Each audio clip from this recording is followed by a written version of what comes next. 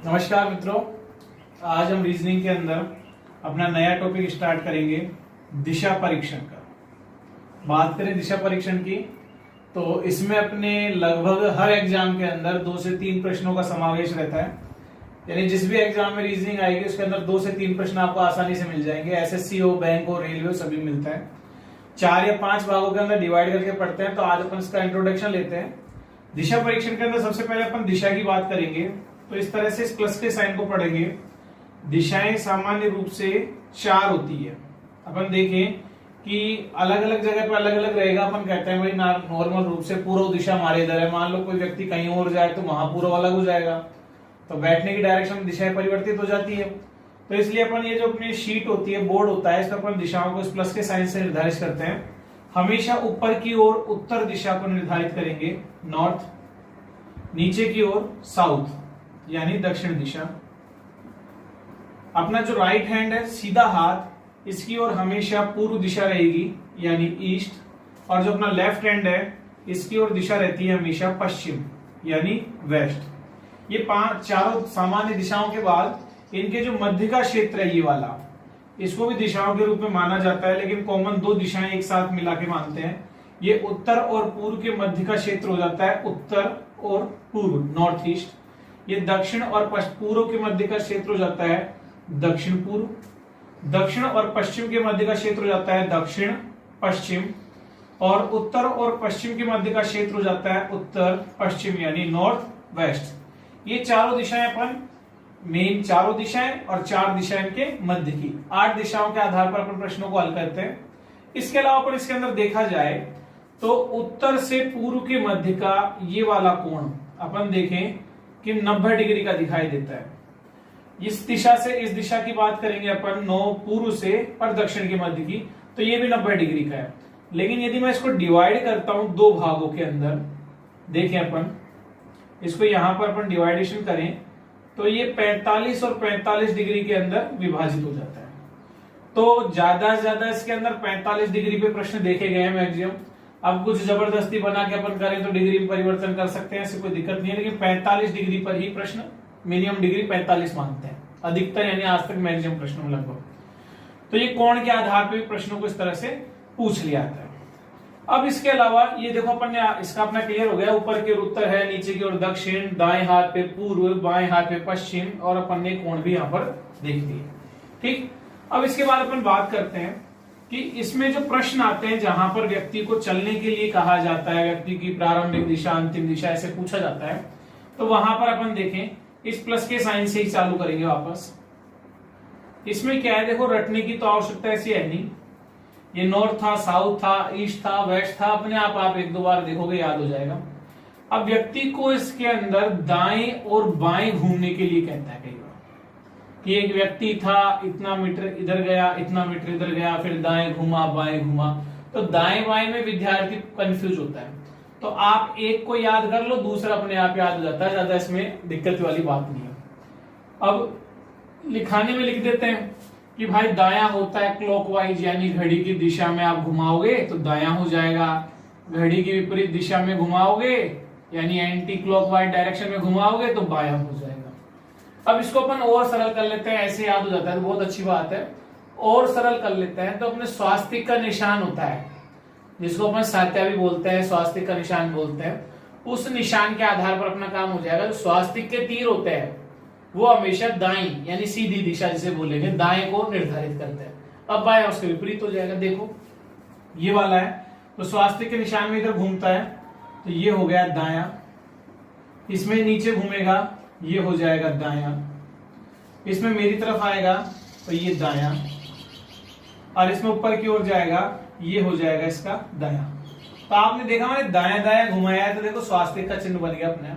अब इसकी विपरीत दिशा इधर बात करेंगे तो ये हो जाएगा लेफ्ट। इसमें ऊपर की ओर लेफ्ट, इसमें उधर की तरफ लेफ्ट हो जाएगा, और नीचे की ओर लेफ्ट। तो कोई ऐसी इसके अंदर ज्यादा कठिन बात नहीं रहती है। ठीक, तो बायां दायां अपन इससे भी याद कर लें और सामान्य तरीके से भी याद कर लें। सीधी सी बात है कि याद रहना चाहिए। अब ये अपना जो बेसिक था मैंने आपको बता दिया कि जो चीजें अपन को याद रखने की थी घड़ी के अंदर, ये अपने दिशा परीक्षण के अंदर, सॉरी, तो ये अपने काम आ जाएगी। अब इनके यूज लेके, उपयोग लेके बाद प्रश्नों को चालू करते हैं। तो सबसे पहले मैं बात करूंगा रेल तथा धुआं संबंधी प्रश्न। रेल और उसके धुआं संबंधी प्रश्नों की बात करेंगे अपन। इसमें क्या होता है कि रेल गाड़ी चलती है, मालगाड़ी होती है, तो उसमें और उसका जो धुआं होता है, दोनों के संबंधित प्रश्न पूछ ले आते हैं। रेलवे में ज्यादा आते हैं, एसएससी में पूछा जाता है। तो एक चीज अपन को ध्यान रखना है कि हमेशा रेलगाड़ी और जो उसका धुआं रहेगा, ये दोनों आपस में एक दूसरे के विपरीत दिशा में गमन करेंगे। सामान्य परिस्थिति में जैसे रेलगाड़ी उत्तर जा रही है तो धुआं उसके दक्षिण में जाता तो नहीं है, खैर धुआं, वो तो रेलगाड़ी आगे निकल जाती है, धुआं बेचारा पीछे रह जाता है। लेकिन प्रश्न के हिसाब से अपनी बात करें तो रेल और धुआं दोनों आपस में क्या रहते हैं, एक दूसरे के विपरीत। जैसे मैं सामान्य प्रश्न चर्चा करूं, पहला प्रश्न इसका बेस कि एक रेलगाड़ी दक्षिण दिशा की ओर जा रही है, दक्षिण दिशा की ओर जा रही है, तो धुएं की दिशा क्या होगी। तो सीधी सी बात है, मैंने आपको बोला कि दोनों आपस में एक दूसरे के विपरीत। रेलगाड़ी गई दक्षिण दिशा में तो धुआं हो जाएगा उसके हमेशा उत्तर दिशा में, तो आंसर क्या आ जाएगा, नॉर्थ डायरेक्शन। ठीक मित्रों, अब आगे अपन इसके अंदर बात करते हैं। बेसिक सा है, मान लो रेलगाड़ी पश्चिम में जा रही है, धुआं पूर्व में। मान लो रेलगाड़ी पूर्व में गई तो धुआं पश्चिम में। आपस में इस तरह से दोनों एक दूसरे के विपरीत रहते हैं। अब इसके अंदर एक परिस्थिति को डाल दिया जाता है विशेष, हवा का बहाव। हवा का बहाव, कई बार क्या होता है, रेलगाड़ी चलती रहती है, धुएं की दिशा उसके विपरीत रहेगी, लेकिन हवा बह देते हैं। अब इसमें खास बात क्या होती है कि जो हवा होता है, हवा का जो बहाव होता है और धुएं की दिशा दोनों आपस में समकोण का निर्माण करते हैं। ठीक, तो प्रश्न से समझेंगे तो क्या होगा इसके अंदर कि धुआं जिस दिशा में जाना चाहता है, हवा उसे खुद की दिशा में ले जाना चाहती है, धुआं खुद की दिशा में जाना चाहता है, तो ना तो धुआं की दिशा की मानेंगे न हवा के बहाव को मानेंगे, और आंसर हमेशा रहेगा हमारा दोनों के मध्य वाली दिशा। मैं प्रश्न से ही समझाऊंगा, अच्छे से समझ में आ जाएगा। आपने देखें कि एक रेलगाड़ी है, एक रेल उत्तर दिशा में जा रही है, उत्तर दिशा में जा रही है, तथा हवा का बहाव, हवा का बहाव पूर्व से पश्चिम की ओर है, पूर्व से पश्चिम की ओर है, तो धुआं किस ओर जाएगा। तो देखो इसके अंदर क्या है कि ये उत्तर दक्षिण हो गया तो ये पूर्व पश्चिम आ जाएगा, यदि ये पूर्व पश्चिम हुआ तो हवा उत्तर दक्षिण हो जाएगी। देखिए अपन इसके अंदर बिल्कुल सामान्य रूप से करना है। रेल उत्तर जा रही है, तो देखो ये मैंने साइन बना दिया, तो भाई रेल की दिशा कहां हो गई, उत्तर की ओर। तो सीधी सी बात करें तो धुआं कहां जाना चाहिए, दक्षिण। ठीक, लेकिन परिस्थिति डाल दी कि हवा का बहाव, यदि सामान्य होता तो आंसर दक्षिण हो जाता।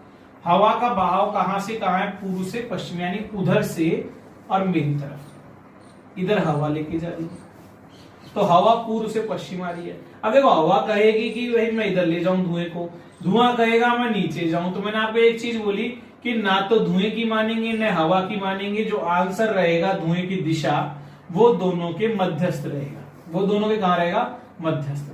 तो धुएं की दिशा क्या हो जाएगी, दक्षिण और पश्चिम के मध्य की बात है, तो आंसर आ जाएगा दक्षिण पश्चिम। ठीक, तो ऐसे अपना प्रश्न आसानी से अपन कर सकते हैं, ऐसे कोई ज्यादा इसमें दिक्कत वाली बात नहीं है। दोनों के समकक्ष, दोनों के मध्य की आप अवस्था को आंसर मान के और उत्तर अपन दे देंगे। ठीक, इसी का अपन एक लास्ट प्रश्न दे देते हैं कि जैसे मैं भी मान लो आपसे बोलता जाऊं कि एक रेलगाड़ी पश्चिम में जा रही है तो धुआं पूर्व में, रेलगाड़ी उत्तर में जा रही है तो धुआं दक्षिण में। जयपुर के अंदर एक ट्रेन खड़ी है जो दक्षिण दिशा में जा रही है तो धुआं उत्तर दिशा में हो जाएगा। इसमें अपन को ध्यान रखना है कि एक विद्युत ट्रेन या मेट्रो की बात कर लें, पूर्व दिशा में जा रही है, पूर्व दिशा में जा रही है, तो धुआं किस ओर जाएगा? तो सीधी सी बात है कि अपने पूर्व दिशा है तो आंसर अपन फटाक से भाग के दे देंगे पश्चिम।